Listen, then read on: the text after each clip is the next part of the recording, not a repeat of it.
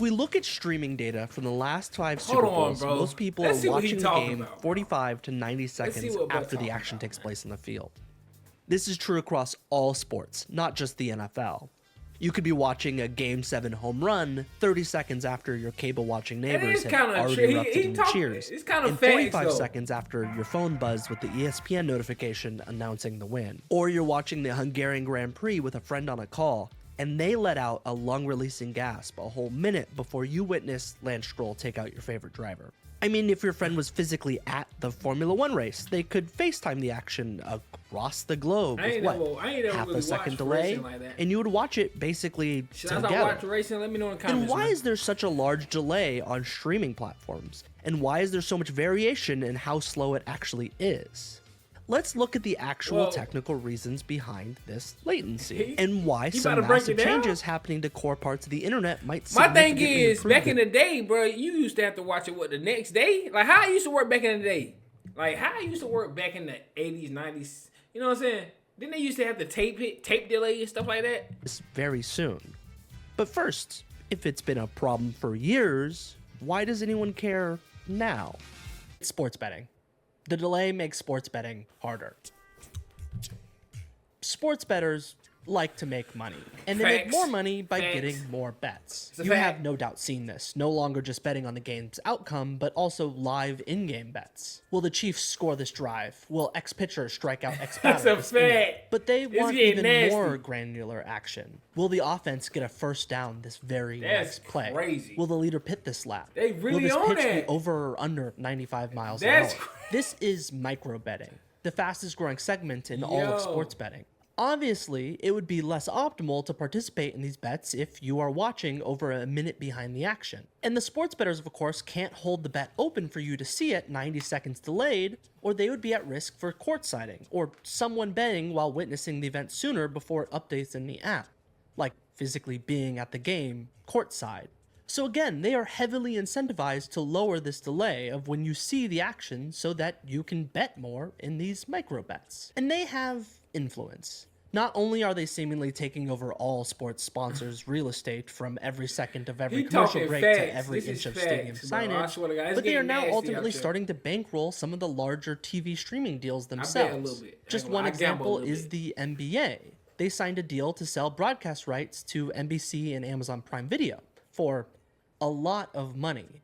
Some argue too much money, as in they can never make that back amount of money. But right on cue, the sports betting operators signed massive exclusive deals with each, helping balance out some of the economics. It's fair to assume there is now significant pressure on streaming services that are signing these broadcast deals to decrease this latency. But even with all this pressure and money, it's still complicated technically, which is why I'm talking about it. Let's look at how these streams work today, by understanding what they are built on, and that is a recurring channel character TCP, or the Transmission Control Protocol. I'll go into the parts that matter here. TCP is the backbone of the reliable internet. TCP ensures that every packet sent over the internet arrives in order. If something gets lost, TCP resends it. But there are costs. One relevant to streaming is something called head-of-line blocking. If one packet gets delayed, everything behind it waits. Let's look at a typical implementation, though, of a sports broadcast stream to go a bit deeper. This stream uses an Apple-invented technology called HLS, or HTTP live streaming. Let's break these down, starting with understanding the basics of what this process is doing. Live video is received and broken down into chunks. It is broken down into 6 to 10 second chunks because chunks are efficiently transported over TCP. Now, the first encoder latency is simply the time it takes for these chunks to finish recording. A 10-second chunk means waiting the full 10 seconds before we can encode and compress it. Mux or multiplexing is a quick packaging step that combines video, audio, metadata, and more into a single container. And then we have a transmission step into a distribution encoding. This is usually off-site or in the cloud. This is more of a complicated encoding for creating the multiple different formats and bit rates and frame rates and resolutions for adaptive streaming. The timing here is the raw processing time. Now, the chunk gets sent to a content distribution network. Damn. This is where we actually get most of the... Gang or lie. Once you think, you don't even think about this stuff when you watching the games and stuff like that. But once you like, he's breaking efficiency it of down. both TCP and this chunking of the live streaming we talked about earlier. This chunk is sent to hundreds of geographic distributed locations around the world to be cached, then requested by individual players or your TV. This CDN here is essentially dramatically decreasing the cost and load on the whole network while delivering only to each individual device the short distance or last mile. Damn, total Now, 20 your device seconds. won't just play it once That's it comes 20 in. seconds though. already. It needs to build up a buffer of multiple of these chunks. This keeps the stream playing during network interruptions and allows it to adjust quality adaptively. But this also means that depending on how the that's player another decides 14 what seconds. a live chunk is, Damn. you not only get the natural massive buffer delay, but a variation in the delay. Overall, that puts HLS at least here if we wanted to start mapping out these delays on a chart. Damn, so bro, I never even thought about it like that, bro. I remember watching the NBA Finals from 2016 with LeBron. I'm basically watching, I'm basically watching the HLS shit is after simple, everybody reliable, else. and significantly cost effective. Those large chunks are more efficiently compressed and delivered to devices. Also, aside from the latency problem, it's a good experience. It's why you can easily watch live sports in bad networking situations, like on your phone, going in and out of service, which is less true for the other side of the chart. Things like using Zoom or FaceTime or other video that shit conferencing over. tools with near real-time latency. These tools mostly use a technology called WebRTC, which is based on Damn, but they don't work TCP's stuff for what hyperactive you're cousin UDP. While TCP does a ton of work to make sure data is reliable and in the proper order, UDP is just a fire hose of data. WebRTC runs on UDP. No guarantees, no acknowledgement, just send the data as fast as possible. You lost a packet? Move on. For video calls, this works. Would you rather have a glitch for a frame or two on a Zoom call, or freeze for 5 seconds while TCP retransmits? Yeah. This is where you get the blockiness and weird audio glitches and everything else that comes with calls on a bad network. But it's real time. Yeah. WebRTC is, at its core, a peer-to-peer protocol. In most use cases, your video goes directly to the other person.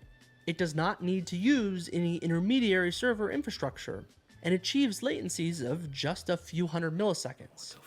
But WebRTC has problems at scale. Peer-to-peer doesn't work for millions of viewers. The math of peer-to-peer would make it for millions, physically yeah. impossible. Like, not just physically impossible for the current internet, but like math and physics. In a mesh network, the number of connections grows quadratically with every new participant. It's a n-squared problem. Even with routing optimizations and the fact that you can have WebRTC from a source media server, as in the peer This nigga must be a math major. He must be, bro, because what the fuck? Bro, how do you even thinking about making this type of video? Like, bro, what? a central server fanning out to clients called a selective forwarding unit, it would still require building what is essentially private stateful real-time CDNs, a complex and expensive undertaking.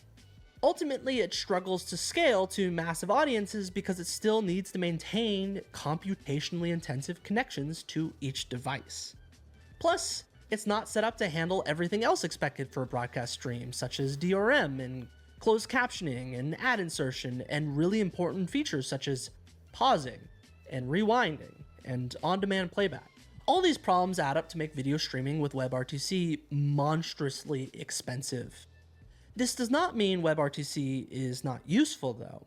It tends to be the most commonly used tool for real-time stats on the actual betting platforms themselves, like how they update the markets and odds in real time, but not for transmitting the expensive, high bandwidth video content. But see in the chart. This leaves a wide gap of opportunity. What if we could give up some of the reliability and simplicity of HCL for less delay? Insert low latency HLS or LLHLS. There's a lot that goes into these new protocols, but the most important part is shrinking chunks from 6 to 10 seconds down significantly, and some new technology that allows it to send partial segments as they're created. Okay. The encoder can start delivering chunks before the full segment is even encoded. reducing the 8-second encoding latency to 1 to 2 seconds since you're Okay. not waiting for these complete segments. But this is complicated and requires a mountain of new tech, protocols, and patchy workarounds to get it all working together. It's essentially squeezing every drop from a system never designed for this. Smaller chunks means less efficiency and worse economics. For example, most CDNs charge for data and requests. A traditional HLS streams 6-second segments. That might be one individual request. The same duration LLHLS could be 10 to 24 chunk Damn. requests.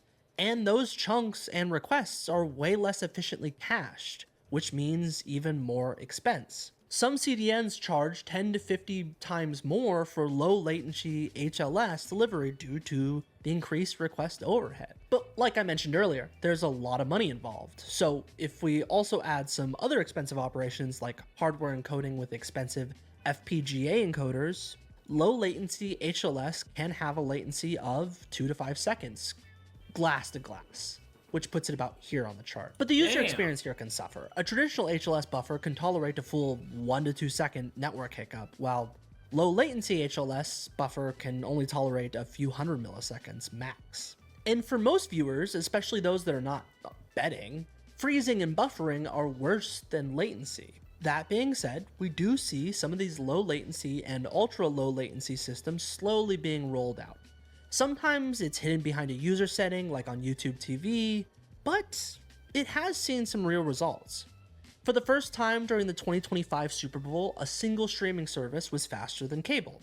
Tubi over Fire TV of all combos, but this was only for certain customers in ideal conditions. Tubi. So this is where we are right now. Do the tried and true HLS, it's cheap, it's simple, but it's delayed. But high quality and a good experience outside of interactivity and things like sports betting. Or pay a ton of money to get fast. In many cases, double-digit multiples more money. And it can still be a worse experience for customers. Now, in fairness, the reality is more complicated. Many large systems do Hold on, let me see. Until ESPN.